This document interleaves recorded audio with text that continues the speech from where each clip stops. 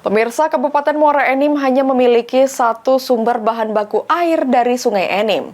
PDAM Lematang Enim keluhkan bahan baku yang digunakan memiliki kualitas buruk yang harus diproduksi ekstra.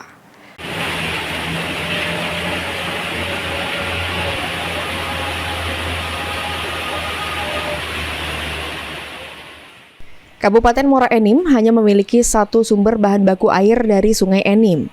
PDAM Lematang Enim keluhkan bahan baku yang digunakan memiliki kualitas buruk yang harus diproduksi ekstra. Direktur Teknis PDAM Lematang Enim Subroto mengatakan, kalau produksi air bersih untuk pelanggan di Kabupaten Muara Enim harus lebih ekstra. Pasalnya, sumber air baku yang didapat kualitasnya semakin buruk.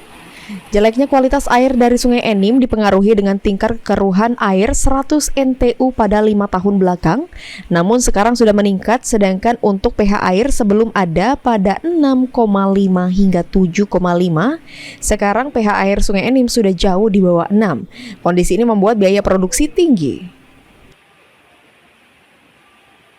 Dari segi turbidity atau kekeruhan maksimal 100 NTU, tinggi pada saat dia musim penghujan.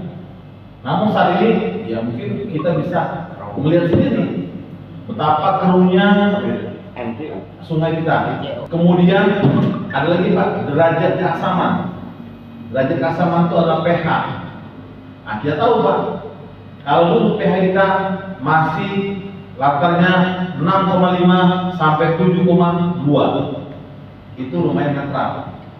Namun saat ini bisa kita lihat rata-rata kita di bawah 6. Kita memerlukan sekali obat air yang selalu meningkat.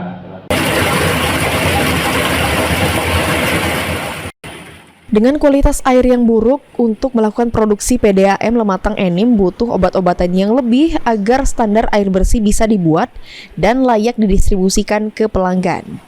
Tingkat kekeruhan air dan tingkat keasaman atau pH bisa saja dipengaruhi adanya pencemaran air Sungai Enim dari limbah perusahaan dan limbah rumah tangga. Mardiansyah, Pal TV. Kami selaku warga desa Tanjung Enim ini sangat resah